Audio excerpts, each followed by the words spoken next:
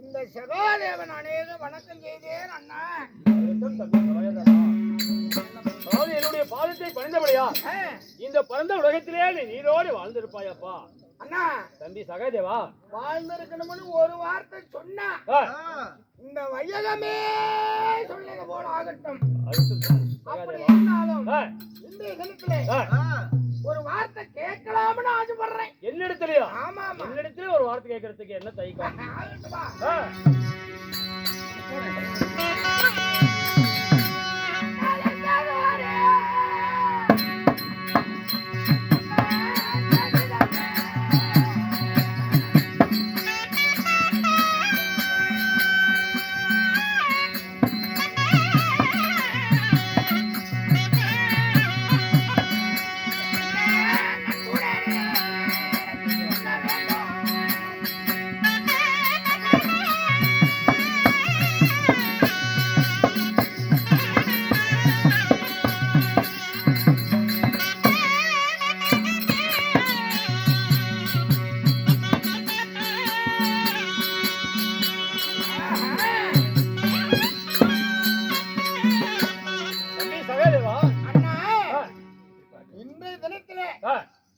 திடீர்னு சரி தம்பி சகாதேவனை அழைத்தவா என்று சொன்னீங்களாமே, என்னன்னா காரணம்? எதுக்காக உன்னை அழைத்தேன் தெரியுமா? எதுக்குண்ணா?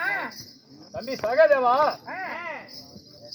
அதாவது ஒரு அண்ணனாகப்பட்ட வீமசேனன் தினந்தோறும் வனக்கரை சென்று வனத்திலே இருக்கக்கூடிய மலர்களை கொய்து வந்து எனக்கு பாதபூஜை செய்வது வழக்கம் அல்லவா?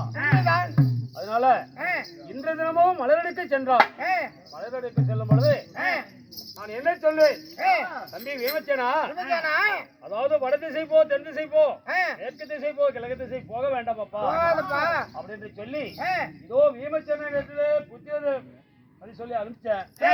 அதனால மலரடுக்க போன வீமசேனன் இந்த மூணத்துக்கும் தேடி பார்த்துட்டு மலர் இல்லை என்று சொல்லி கிழக்கு திசையை நோக்கி போய்விட்டான். கிழக்கு நோக்கி போன உடனே நேரான நேர்களுக்கு நெல்லூர் உடனே ஆளக்கூடிய அந்த ஆரவல்லியாகப்பட்டவள் வீமனை அதாவது பிடித்து வீமனிடத்திலே பந்தயம் வைத்திருக்கிறார்.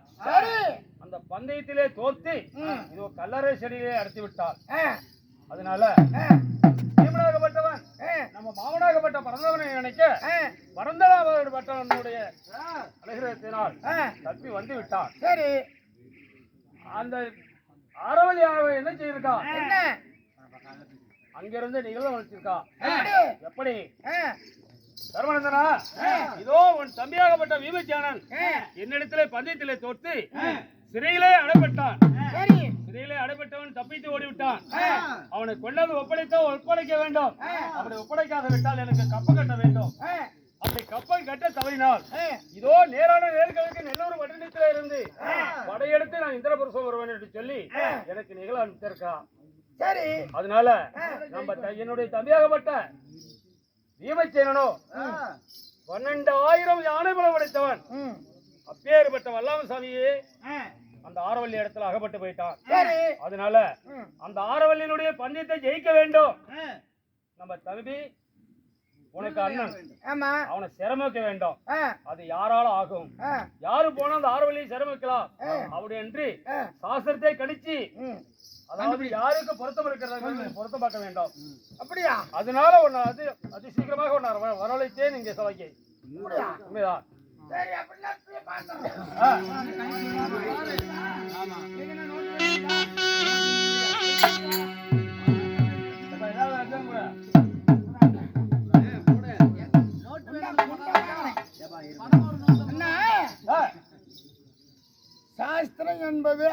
அனைவற்ற பேருக்கும் பொதுவு. பொது.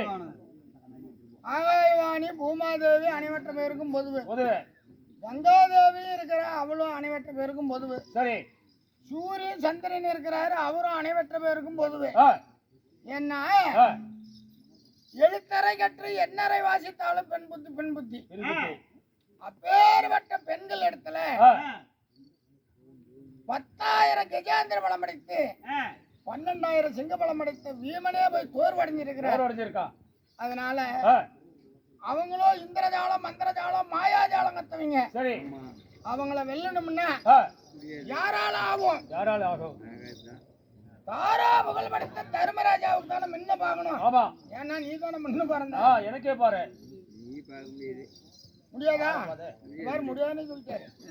அண்ணா அவர் சொன்ன மாதிரி தான். சரி. நீ போனா முடியாது. முடியாது.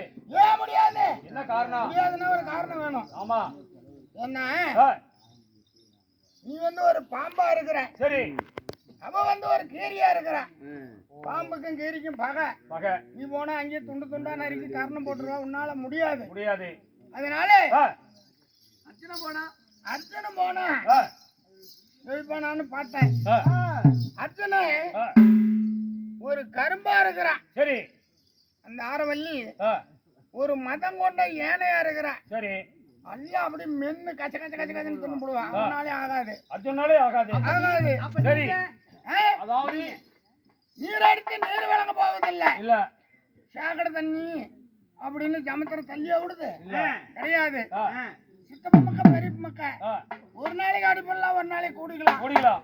அதனால கௌரவருக்கு பார்க்கலாம். அஷ்டாபுரத்துல பார்த்தா சரி. அஷ்டாபுரத்துல இருக்கிறவங்களுக்கு யாருக்குமே சரியில்லை. அவங்களுக்கு யாருக்குமே ஒத்து வரல. யாருதான் போறது? அஷ்டாபுரத்துல இருக்கக்கூடிய ஆண்கள் அருணா கயிறு கட்டினவங்களுக்கு யாருக்குமே பொருத்தம் இல்ல. அப்படிங்களா மகாராஜா? நான் அருணா கயிறு கட்டல. அப்ப உனக்கும் இல்ல. அப்படி இருந்தாலும் நம்மளுடைய தங்கையா விளங்கக்கூடிய சங்கபதி இருக்குதுல்ல, தங்கை சிவனமந்தாபுரி ஆளக்கூடிய போர்மன்னனுக்கு திருமணம் செய்து கொடுத்தோம்ல. உண்மைதான். அங்க பார்த்தேன் போர்மன்னாலே முடியாது. ஊருக்கே அஞ்சாத போர்மன்னாலே முடியாது. சரி. அதுவும் போச்சு. பெண்ணுக்கு பெண் என்றால் பேய மனம் இறங்கும். சரி நம்ம தங்கைக்கே பார்க்கலாம். பாரு போனா வெல்ல முடியுமா அப்படின்னு பார்த்தேன். சரி. தங்கையாலையும் முடியாது. சரி. அப்ப தங்கையுடைய மகனா விளங்கக்கூடிய அல்லிமுத்துக்கு பார்த்தேன். சரி. அதுதான் சரியா இருக்குது. அதாவது நம்மளுடைய தங்கை மகன். ஆமா. அல்லிமுத்துக்கு. ஆமா. எப்படி இருக்குது?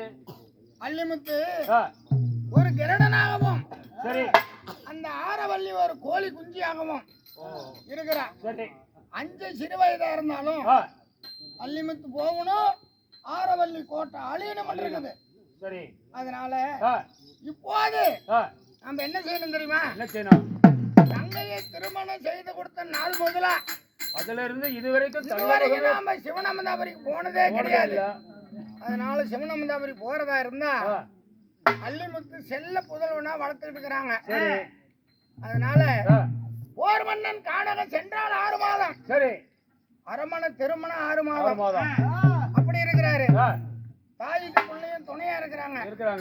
அப்படி அவங்க போய் அல்லிமுத்தை நம்ம கூட்டிட்டு வரதா இருந்தா நம்மளுடைய ஐமண்ணை கூப்பிட்டு சரி என்னுடைய அண்ணன் மகன் யாரு அபிமன்னன் அழைத்து இங்க இருந்து அனைவற்ற பேர்களை நாம சிவனமந்தாபுரி போகணும். ஆமா. தங்கை பார்க்க வேண்டாம்.